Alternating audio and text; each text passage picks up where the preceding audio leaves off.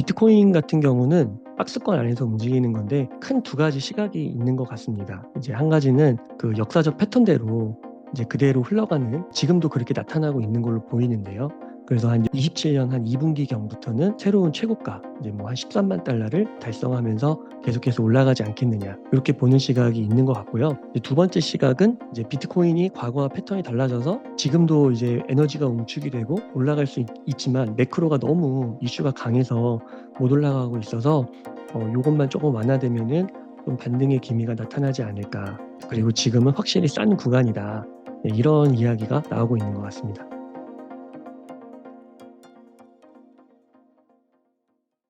네, 안녕하세요. 성정길입니다. 네, 오늘도 웅달님 모시고 이야기 나눠보겠습니다. 네, 안녕하세요, 웅달님. 안녕하세요, 성쌤.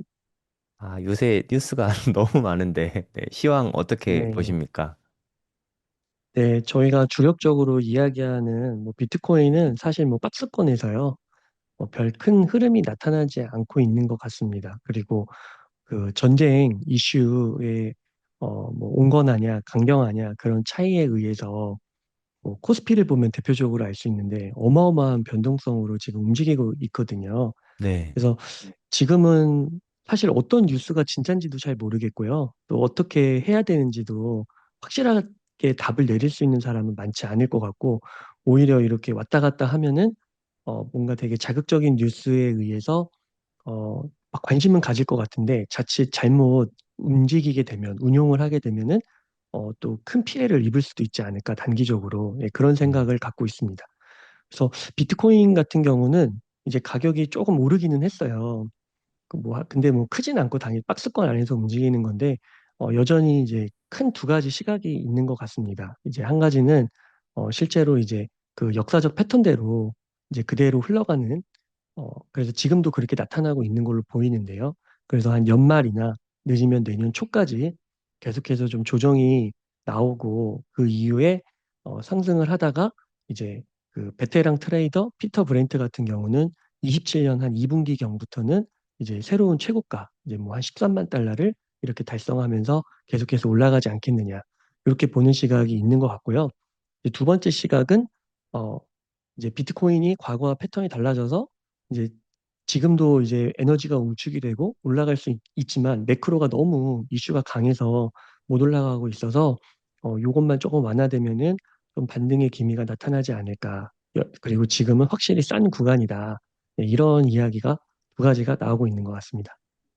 근데 저는 솔직히, 이번에 좀 미국 주식시장도 빠지고, 유가도 오르고, 뭐 여러 가지로 되게 안 좋은 상황이었는데, 비트코인이 그래도 6만 5천 선에서 막았거든요. 조금 바닥권이라서 더 빠질 게 별로 없어서 그럴 수도 있는 거 아닌가 그런 생각이 드는데, 지금 바닥권이라는 의견에 대해서는 어떻게 생각하세요? 네, 그게 정말 진짜 저도 너무 분명하게 안다면은 너무 행복할 것 같아요. 근데 그럴 수도 있는데 이게 비트코인이 보면은 이렇게 또 장기적으로 이렇게 오른쪽으로 횡보를 하다 보면은요. 빨리 그 상단을 돌파하지 않으면, 그러니까 그게 이제 제가 지난 시간에 한번 말씀드렸던 선이 한 7만 천 정도거든요. 음. 그때 그리고 한 8만 정도. 그다음에 이제 저항선이 8만 정도로 볼 수 있는데, 그 선대를 좀 빠르게 뚫지 못하고 이렇게 계속 박스권 내에서 6만 뭐 5천, 8천 이렇게 계속 왔다 갔다 하면은, 이게 지연 계속 좀 오래되면은 오히려 저는 급하게 하락이 나올 수도 있을 것 같아요. 그리고 아, 그런 패턴들이 과거에도 좀 많이 나타났던 것 같습니다. 그러니까 지금 이렇게 좀 반등세가 나왔을 때 이걸 뚫어줘야 된다고 보거든요. 물량이 딱 들어와서. 근데 그렇지 못하다라는 거는 뭔가 들어오려고 하다가도 그 힘이 약한 것 같다라는 거죠. 현물에 대한 수요가. 그래서 이렇게 하다 보면 오히려 더 지치고, 이러다가 또 어떤 악재가 지금 터질지 모르는데, 그러다 보면 또 갑자기 이제 비트코인의 하락은 단계적으로 이렇게 내려가는 게 아니라 갑자기 쑥 빠지잖아요. 그래서 다시 한번 그 6만 달러대 최저점을, 이번 사이클의 최저점이 이제 시작이 되는 거죠. 그거를 한 번 더 이렇게 트라이 하지 않을까. 네, 그런 생각도 갖고 있습니다. 그럼 한 121선 정도 기준으로 보면 되겠네요. 지금 한 79,500 정도 되거든요. 121선 같은 경우에. 네, 121선 밑에 있으면 언제든지 크게 빠질 수 있는 그 2022년에 좀 많이 그랬었잖아요. 그럴 수 네, 있다. 그래서 지금 만약에 안정적으로 상승을 가려면 121선을 좀 돌파해서 그 위에 안착하는 게 좀 중요하다고 보면 되겠네요. 네. 그리고 또 한 가지, 그것도 되게 좋은 포인트고요. 하나 좀 말씀을 드리면은 그 200주 이동평균선도 하나 음, 말씀을 드려보면은 그 200주 이동평균선이 그 200 곱하기 이제 암호화폐는 일주일 내내 돌아가니까 7이잖아요. 네, 그러면 200 곱하기 7이니까 1400일 장기 추세선이거든요. 근데 완전 1400일이면 거의 4년에 가깝기 때문에 초장기 추세선인데 그 200주 이동평균선을 지난 사이클에 보면은 거의 그게 바닥이었습니다. 근데 지금 200주 이동평균선의 가격이 한 6만 달러 정도가 돼요. 5만 9천에서 6만 달러. 그러면은 지금 저선이 그래서 5만 9천에서 6만 요 정도인데 과거 사이클을 보면은 장기적으로 요 라인에서 거의 지지가 됐거든요. 네. 근데 22년도만 지난 세 번의 사이클은 약간 그 시기를 그 이 선을 타고 갔는데 22년도만 요때 요 장기 추세선 200주 이동평균선에서 한 10%, 15% 정도 더 빠져요. 근데 그 이유가 뭐냐면 이제 그때 다들 기억하시겠지만 테라루나 터지고 FTX 터지고 거기다 금리 인상까지 더해집니다. 그러니까 이때는 진짜 너무 최악이었던 거예요. 그러니까 이 200주 이동평균선을 깨고 내려왔죠. 그래서 지금도 어찌 보면은 이 매크로 이슈가 어떻게 될지 모르겠는데 정말 심각해지면은 뭐 예를 들면 지상군 투입을 안 할 것 같지만 뭐 한다고 하고 막 엄청 혼란스럽게 간다고 하면 깨고 내려갈 수 있죠. 그렇지만 과거의 패턴들을 봤을 때는 거의 이제 바닥 부근이 아닌가. 그러면은 6만에서 한 15% 빠지면은 한 5만 초반 정도 될 것 같거든요. 그 정도가 이제 진짜 정말 안 좋을 때의 바닥권이다. 이 정도 얘기할 수 있을 것 같고 지금은 그래도 조금은 그런 가능성을 염두에 둬야 되지 않겠느냐. 최악의 상황을 그렇게 생각이 듭니다. 요새 분위기는 일단 이란의 포지션보다 트럼프의 의중을 좀 보면 호르무즈에서 발을 빼고 싶은 느낌이 좀 많이 들거든요. 거기가 봉쇄가 풀리지 않아도 우리는 발을 뺄 거다. 니들이 알아서 해라. 약간 요런 뉘앙스가 좀 보이더라고요. 그리고 아무래도 올해 중간 선거가 있다 보니까 미군을 거기에 오래 투입하긴 정치적으로 너무 부담이 될 것 같거든요. 그러면 만약에 호르무즈가 봉쇄돼 있는 상태로 미군이 이제 퇴각을 하고 니들이 알아서의 식으로 나오게 되면 그 이후의 경제 상황은 좀 어떻게 보는 게 좋을까요? 그 너무 어려운 문제 같은데요. 그러면은 이제 제가 봤을 때는 미국도 타격이 있겠지만 정말 그 미국 외의 국가들의 타격이 더 크지 않을까. 대표적으로 뭐 한국 같은 경우죠. 한국 음, 같은 경우는 이제 호르무즈 해협, 뭐 두바이 유하고 너무나도 밀접한 관계를 갖고 있기 때문에 과거의 그 항행의 자유, 그 자유무역 시대에 우리가 누렸던 혜택들의 많은 부분을 잃게 된다라는 말하고 비슷하게 볼 것 같거든요. 근데 이제 미국 같은 경우는 물론 전 세계 경제가 연결되어 있어서 미국도 물가가 오르고 실제 지금도 오르고 있다 이런 뉴스들이 많이 나오고 있는데 그럼에도 불구하고 식량과 에너지 쪽에서 자립하는 국가이기 때문에 확실히 타격이 다른 국가들보다는 적을 것 같아요. 그래서 그런 측면에서 봤을 때 우리나라 코스피나 아니면 다른 나라 같은 이런 비슷한 수출 구조, 무역 의존도가 높은 이런 국가들은 타격이 크지 않을까 싶습니다. 그래서 큰 변동성이 시달릴 수 있을 것 같습니다. 사실 미국만 놓고 보면 사실 그 순수출 국가잖아요. 원유 면에서. 그러니까 미국은 오히려 유가가 오르면 좀 장점도 있는 건가요, 그러면? 실제로 뭐 그런 해석도 가능은 한데 제가 막 완전히 그렇게 동의하는 그런 건 아니지만 실제로 지금 이제 그 원유 관련된 기업들의 주가는 상당히 좋고 실제로 이제 매출과 영업이익도 큰 폭으로 개선되고 있다라는 이야기가 나오고 있습니다. 또 그쪽 산업과 트럼프 간에 또 연계성도 강하다고 하거든요. 그래서 그런 것들까지도 고려를 하면은 뭐 사실 트럼프의 입장에서는 물론 플러스 마이너스를 했을 때 아직은 좀 따지기가 정확한 계산을 하기는 어렵지만 그래도 그래도 진짜 타격을 입는 그런 국가들이나 뭐 산업들보다는 낫지 않을까. 예, 그렇게는 생각이 드는 것 같습니다. 아, 그러고 보면 진짜 미국이 참 대단한 것 같은 게, 이게 원유가, 유가가 올라도 타격이 좀 덜하고, 심지어 브렌트유나 뭐 두바이유에 비해서 WTI는 그렇게 많이 오르지도 않았잖아요. 사실 걔네들에 비해서는. 그런 거 보면은 참 원유 문제가 터져도 별 문제가 없고, 식량 문제가 터져도 별 문제가 없고, 참 되게 탄탄한 것 같아요. 그래서 이렇게 미국 주식이 이런 혼란한 중에도 좀 잘 안 빠지는 거 아닌가 생각도 드는데, 그 부분 어떻게 보시나요? 네, 맞습니다. 그래서 이제 만약에 이제 제가 좀 권위자의 말을 좀 빌려오면은요. 그 조지 프리드먼이라고 그 21세기 노스트라다무스라고 불리는 국제 정치학자가 있거든요. 그래서 그분의 말을 조금 빌려오면은 지금 미국이 굉장히 혼란스러운 것 같고 미국이 되게 어려운 것 같지만요. 사실 더 어려운 국가들이 많은 거예요. 음, 대표적으로 중국, 러시아도 힘듭니다. 물론 러시아도 지금 잠깐 이제 석유 원유 부분에서 호재가 있다고 하지만 이제 우크라이나랑 전쟁도 길어지고 있고 그래서 굉장히 혼란스러운 것 같지만 지금 그래도 미국의 그림으로 가고 있다. 그리고 이제 2030년이 되면은 미국은 재탄생할 거라고 이야기를 하고 있습니다. 근데 그렇게 될 수 있는 이유가 지금 이제 그 성쌤께서 언급해 주신 그런 이유들뿐만 아니라 지정학적으로 미국이 너무 유리하다라는 거예요. 왼쪽에 태평양을 끼고 있고 오른쪽에 대서양을 끼고 있으면서 어, 그 모든 무역의 그 시작이 이제 해양에서 시작을 하게 되는데 그걸 다 쥐고 있고요. 그리고 에너지, 식량 이런 핵심적인 그 패권국들이 반드시 가져야 될 만한 그런 요소들에서 다 자립적으로 되고 있고요.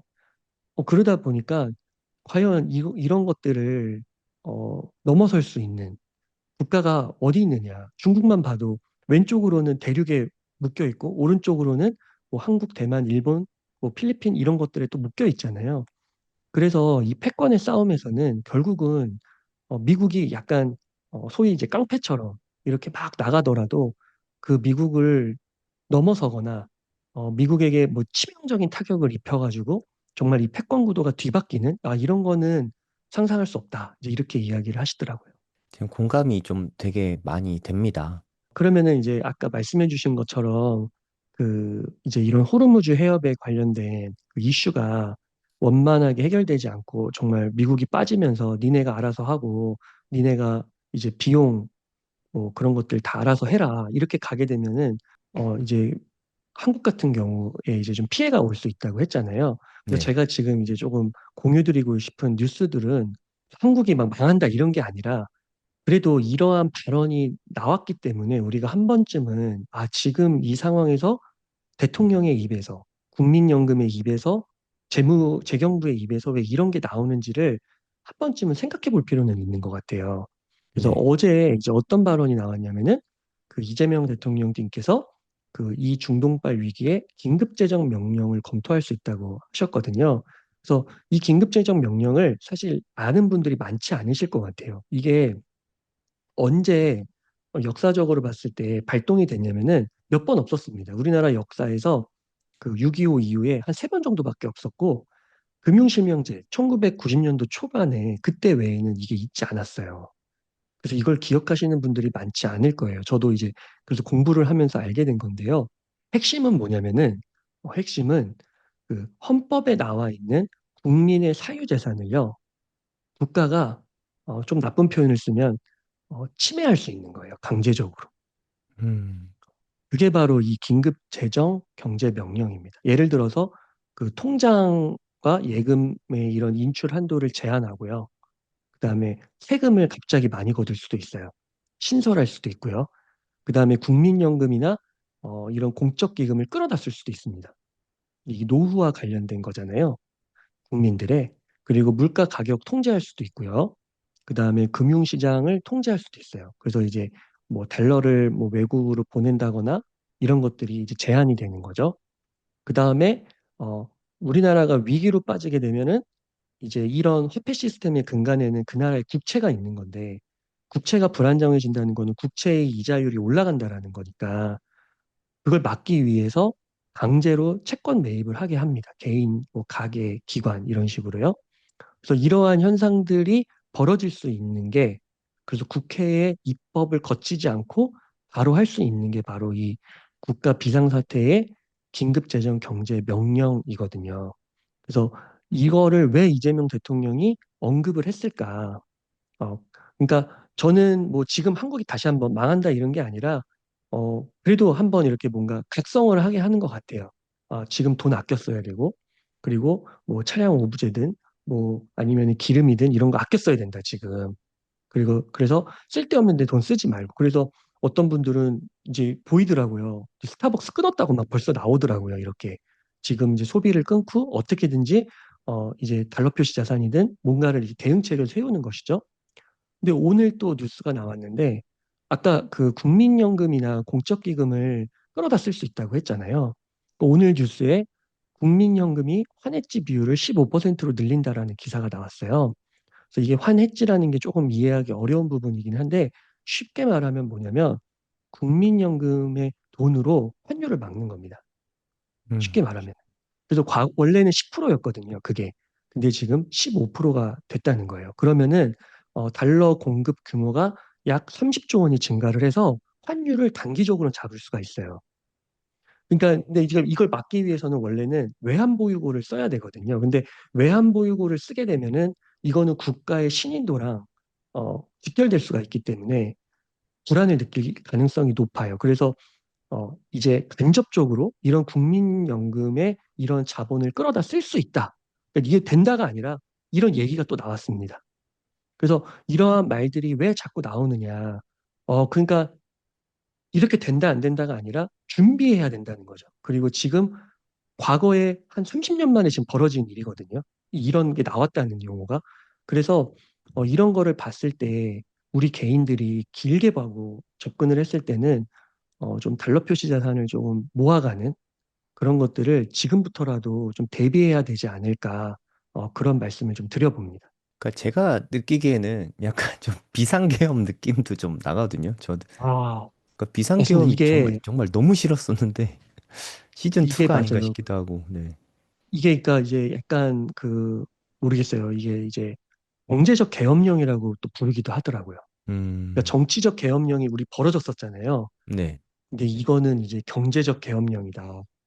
그래서 이렇게 비유하시는 분들도 있어서 조심스럽기는 한데 아무튼 이런 얘기가 왜 나오는지를 우리가 좀 알아야 되고 우리가 그 성쌤과 저희 그리고 또 고려동 공부에서 계속 해왔던 이야기가 과연 이러한 그 논쟁과 이러한 현상들이 과연 일회성으로 끝나는 것이냐 아니면은 진짜 지금은 이 지정학의 큰 패러다임이 변하는 그러니까 옛날에 그 자유무역 질서에서 항행의 자유가 있었던 시기 경찰 국가인 미국이 세계 경찰이었던 미국의 역할이 있었던 거 근데 지금은 약해지면서 이 지정학의 완전히 흐름이 바뀌어서 구조적인 변화로 정말 몇 년, 몇십 년을 이런 혼란과 갈등의 시기로 계속 가는 거냐.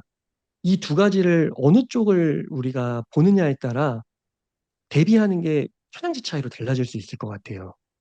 근데 이제 저 같은 경우는 어 이제 제가 이제 정답이란 건 절대 아니고 저 같은 경우는 이제 구조적 변화로 읽으면서 그 지정학의 이런 큰 패러다임 변화에서 이제 달러 표시 자산을 더 많이 적극적으로 모아가야 되고 그러면서 동시에 그 중에 하나인 그 비트코인이 지금은 변동성이 물론 크지만 그래도 과거보다 변동성이 줄어들고 있거든요. 그래서 이 비트코인을 어, 소량이라도 적정량을 꼭 가지고 가시는 게 공부도 하시고 그런 게 필요하지 않을까. 예, 미국 주식뿐만 아니라 비트코인 이렇게 말씀을 드리고 싶습니다. 네, 요즘에 어, 정말 뉴스가 쏟아지고 있는데요. 네, 네. 이런 시기에 성쌤께서는 좀 어떻게 보고 계신지 그 관점이 궁금합니다. 사실 우리 지금 현 시점에서 이 방송을 보고 있으시다면 아마 비트코인을 많이 들고 있지 않으실까 싶긴 하거든요. 비트코인은 제가 걱정하던 것보다는 아직까지는 좀 잘 버텨주고 있긴 하거든요. 근데 아직 지금 반등이 좀 나오긴 했는데 특히나 미국 주식이 올해 어저께랑 계속 큰 폭으로 좀 올랐잖아요. 어저께 뉴스 보니까 한 3년인가 4년 만에 최대치로 올랐다고 하더라고요. 하루 만에 한 4% 가까이 이렇게 올랐잖아요. 그러면 이제 전쟁 위협은 끝인가 하는 생각을 좀 하실 수도 있긴 한데, 하지만 현실은 솔직히 그렇게 녹록치는 않은 것 같아요. 네이버에다가 고래동 공부를 검색하시면 저희 카페가 나오는데요. 네, 옹달님도 뉴스 게시판에 많은 글을 올려주셨고, 네, 저도 자유 게시판에 글들을 좀 많이 썼는데, 지금 현 시점은 오히려 더 복잡해진 것 같아요. 일단 올해 중간 선거가 있잖아요. 이게 지금 한 6개월도 안 6개월 정도? 네, 그 정도 남은 것 같은데, 6개월 동안 만약에 지상군을 투입하고 호르무즈 해협 봉쇄된 것까지 뚫으려고 하면, 어, 선거에 영향을 직접적으로 미칠 수밖에 없잖아요. 그래서 요새 분위기는 트럼프는 좀 발을 빼고 싶어 한다. 그런 느낌이 좀 많이 듭니다. 그러니까 처음부터 4주에서 6주를 이야기를 많이 했었거든요. 그, 그 동안만, 그러니까 굵고 짧게 들어가서 그냥 빠져야겠다. 이런 생각을 좀 많이 했던 것 같고, 지금은 좀 결과와 상관없이 좀 발을 빼려고 하는 거 아닌가. 그런 생각이 좀 듭니다. 그리고 나토 동맹국들이, 트럼프에 그렇게 잘 협조를 안 해줬잖아요. 그게 좀 트럼프가 이런 결심을 하게 된 좀 가장 직접적인 이유가 아닌가 싶습니다. 시장은 좀 급반등하긴 했는데, 냉정하게 말해서 상황이 나아진 거는 솔직히 하나도 없는 것 같아요. 그러니까 호르무즈 해협이 봉쇄되면서 유가가 오르고 그러면서 좀 인플레이션 우려되고 그것 때문에 주식시장과 비트코인이 빠졌던 건데 이게 해결은 안 됐는데 일단 주가부터 오르고 봤거든요. 이렇게 오른 거는 실적이 바탕이 된 게 아니라 사실상은 좀 기대감 때문에 올랐잖아요. 좀 기대감 때문에 오른 거는 좀 조심해야 된다고 생각하고요. 그리고 실망감 때문에 그냥 빠졌다. 그거는 어떻게 보면 뭐 기회가 될 수도 있다고 생각을 하거든요. 근데 지금은 기대감 때문에 올랐으니까 언제든지 더 빠질 수 있다 하고 좀 열어놔야 되는 것 같아요. 지난번에 웅달님도 말씀하셨지만 200주 이동 평균선까지는 좀 빠질 수 있다. 비트코인 가격이 그런 말씀을 하셨잖아요. 비트코인 200주 이동 평균선 가격이 여기서 보면은 대략 한 5만 9,437달러가 나오거든요. 현재 최저가가 한 6만 달러 정도 됐으니까 지금 200주 이동 평균선에 그냥 거의 닿았다고 보는 게 타당하거든요. 몽달님이 지난번에도 말씀하시긴 했는데 2022년도에는 이거 밑으로 뚫고 내려갔지만 대부분의 경우에는 200주 이동 평균선에서 다 세이브를 해줍니다. 뭐 진짜 긴 시간 동안 봤을 때 그 밑으로 떨어졌을 때는 그렇게 오랜 기간 떨어져 있던 거는 2022년도 외에는 없었어요. 그러니까 통계적으로 봤을 때도.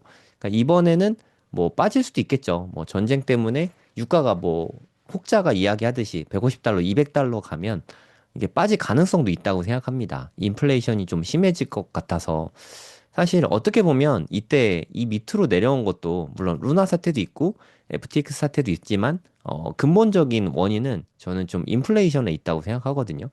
인플레이션이 이때 9.2%까지 CPI 기준으로 올라갔어요. 그러면 금리 인상을 그래서 이때 정말 많이 했습니다. 0.5%에서 무려 5.5%까지 이렇게 한 번에 올렸거든요.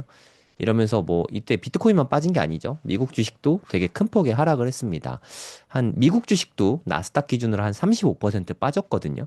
그러니까 만약에 이번에도 인플레이션이 발생을 하면 인플레이션이 심화가 되면 그게 가장 아플 것 같아요. 그래서 뭐 저는 뭐 유가 분석할 줄도 모르고 잘 모르지만 뉴스를 보니까 만약에 6월까지 호르무즈 해협이 봉쇄가 되면 한두 달만 더 봉쇄가 이어지면 유가가 진짜 한 150달러 넘을 수 있다. 뭐 이런 이야기들이 많이 있더라고요.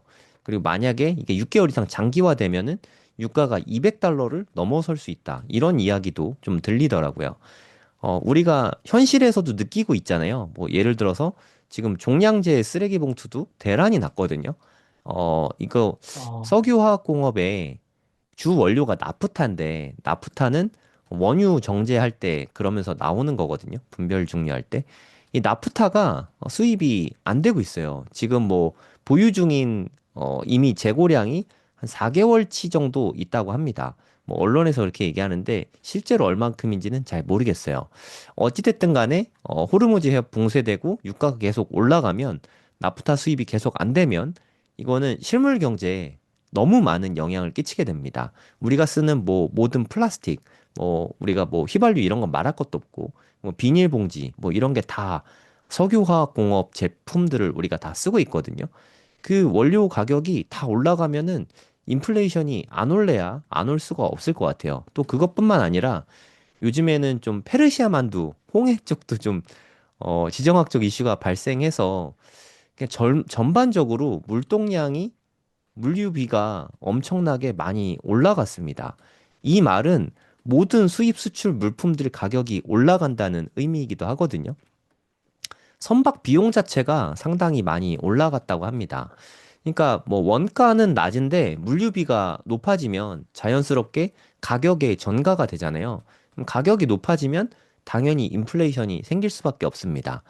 사실 이거를 해결할 수 있는 건 그나마 키를 쥐고 있는 건 미국이었는데 미국이 트럼프가 이제 발을 빼려는 모습을 보이고 있거든요. 만약에 미국이 발을 뺐는데 호르무즈 해협이 그냥 뭐 오픈된다. 이건 솔직히 생각하기가 어렵잖아요. 그런 일은 일어날 수 없을 것 같고.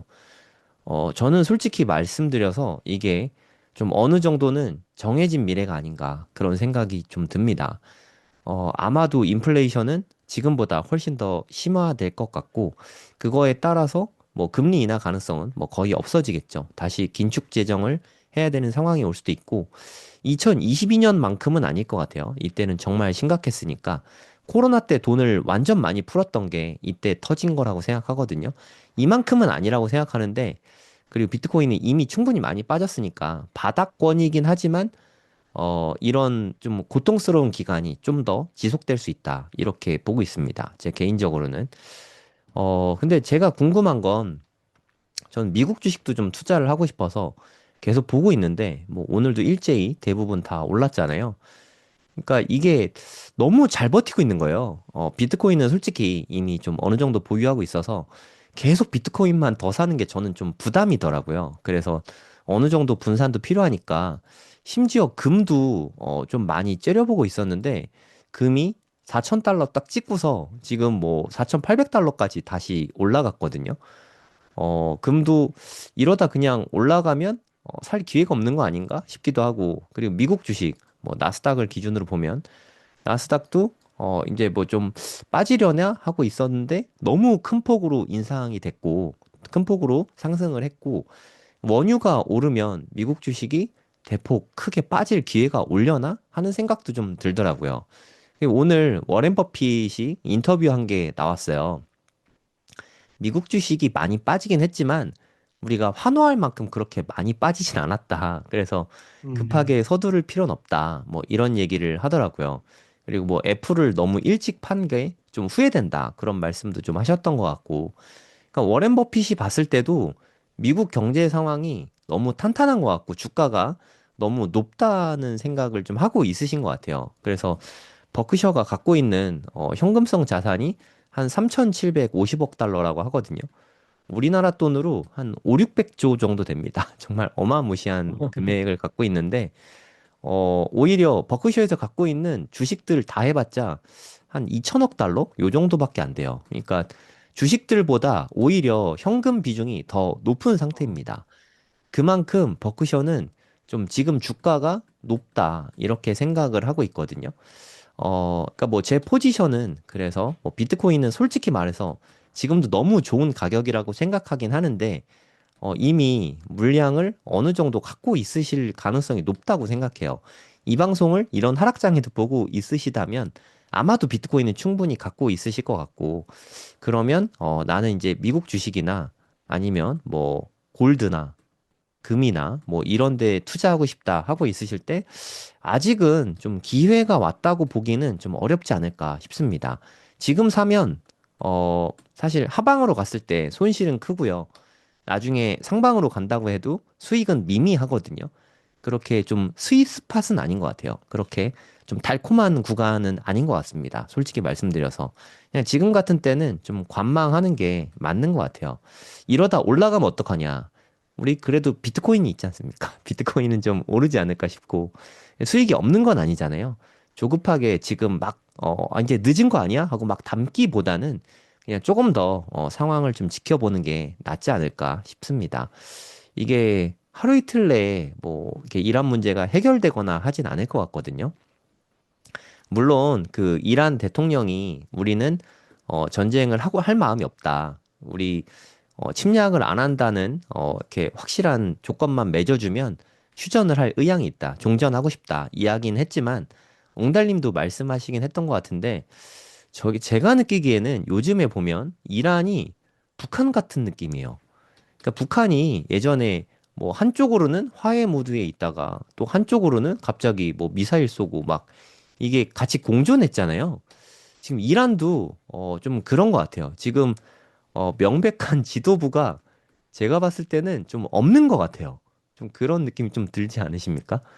그러니까 네, 맞아요. 정확하게 뭐 모즈티바인가 하메네이 그 둘째 아들 있잖아요. 옛날 하메네이 둘째 아들이 지도자가 된 것 같은데 공식성상에 얼굴도 드러내지 않고 있잖아요. 죽을까 봐. 그러니까 하메네이랑 이야기를 직접 한 것도 아니니까 정말 종전을 하려나? 뭐 이런 생각도 좀 많이 들고 지금 느낌으로는 우리 앞으로 니네 공격 안 할 테니까 이란 니네도 좀 자중해라. 이러고 그냥 미군은 다 빼버리는 거 아닌가 그런 생각이 요새 좀 듭니다. 거기 그렇게 되면 어떻게 될까? 그 시나리오를 꼭 생각은 해봐야 될 것 같아요. 유카가 지금 뭐 한 100달러 선인데 갑자기 옛날처럼 50달러가 된다. 솔직히 저는 이거를 좀 생각하긴 좀 어렵거든요. 요즘에 좀 보면 100달러가 유가의 뉴 노멀이다. 뭐 이런 얘기도 좀 있더라고요. 사실 유가가 50달러로 이렇게 안정화된 게 최근의 일입니다. 미국에서 셰일가스 뭐 개발하고 하면서 만들어진 사실 기적적인 거잖아요. 우리가 알기로 물가는 계속 높아지는 게 정상이잖아요. 일종의 엔트로피인데 방향성이 있는 건데 유가는 오히려 떨어지는 방향으로 예전에 한 80불 정도가 보통이었는데 50불까지 이렇게 떨어지는 방향으로 갔었거든요. 사실 100달러가 되는 거는 어떻게 보면 좀 제자리로 가는 걸 수도 있을 것 같아요. 그동안 옹달님도 여러 번 말씀하셨지만 항행의 자유를 통해서 우리나라가 무역의 이권을 많이 누려서 그동안 좀 호시절을 보냈던 건 아닌가 하는 생각도 좀 듭니다. 근데 제가 제일 아쉬운 거는 지금은 반도체가 정말 너무너무 좋습니다. 말도 못하게 좋거든요. 그러니까 우리나라 역사상 이렇게까지 좋았던 적은 단 한 번도 없을 정도로 말도 못하게 좋거든요. 근데 반도체에는 사이클이 있어서 이게 앞으로 1년 동안은 앞으로 어떻게 생각해도 앞으로 1년은 좋을 것 같아요. 근데 그 1년 이후는 사실 불투명하지 않습니까? 반도체 경기가 또 언제가 됐든 꺾이게 될 텐데 저는 솔직히 그때가 좀 많이 두려워요. 만약에 그렇게 되면 환율이 지금 한 1,500원 선에서 유지가 되고 있는데 그때가 되면 뭐 1,600원, 1,700원, 1,800원 막 이렇게 계속 올라가는 거 아닌가 하는 두려움도 좀 있거든요. 그래서 지금은 급하게 뭐 주식에 투자하고 뭐 이렇게 하기보다는 환율이 좀 급하게 떨어지면 뭐 국민연금에서도 개입을 해서 15%까지 환해지한다 하면서 단기적으로는 좀 빠질 수 있을 것 같아요. 만약에 단기적으로 좀 빠지면 혹시 이 1,500원대가 살짝 깨져갖고 1,400원대가 되면 그때는 좀 달러를 보유해 두는 게 해지가 아닌가.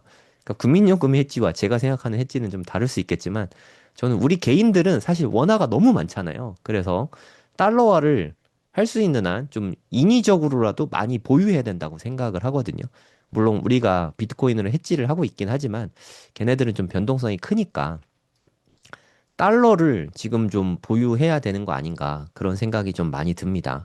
역사적으로 봐도 제가 작년부터 달러 보유 많이 해야 된다고 웅달님과 방송하면서 얘기 많이 했던 것 같아요. 저는 그 SGOV 많이 사고 있는데 가장 이게 에릭 발추나스도 최근에 포스팅했는데 SGOV랑 이렇게 빌이라고 네, 요거 두 개 ETF가 미국의 초단기 국채에 투자를 하거든요. 0에서 3개월짜리. 이자율도 이제 한 4% 정도 되고요. 그리고 뭐 당연히 달러입니다. 매우 안정적이고 한 100달러 정도 되거든요. 이런 걸 모아가면서 좀 위기에 대비해야 된다고 생각합니다. 만약에 원유가 100달러가 뉴 노멀이 돼서 그 이상으로 유가가 유지가 되면 인플레이션이 안 올 수가 없거든요. 그러면 인플레이션이 오면 또 어쩔 수 없이 우리가 기축통화가 아니기 때문에 원화 가치는 폭락하게 됩니다. 이때 IMF 때고요. 리먼 사태 때. 저는 이때가 정말 중요하다고 생각하는데 이거 미국발로 일어난 전 세계적인 위기잖아요. 근데도 환율이 이렇게 치솟았습니다. 우리가 잘못한 게 하나도 없거든요. 근데도 환율이 이렇게 치솟았잖아요. 그리고 요때는 코로나 때고요.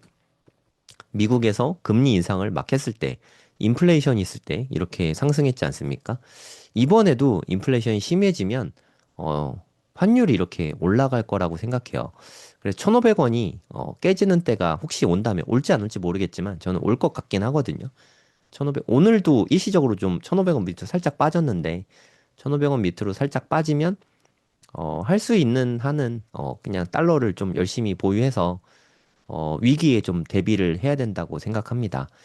워렌 버핏은 3,750조를 갖고 있다고 합니다. 우리는 죄송합니다.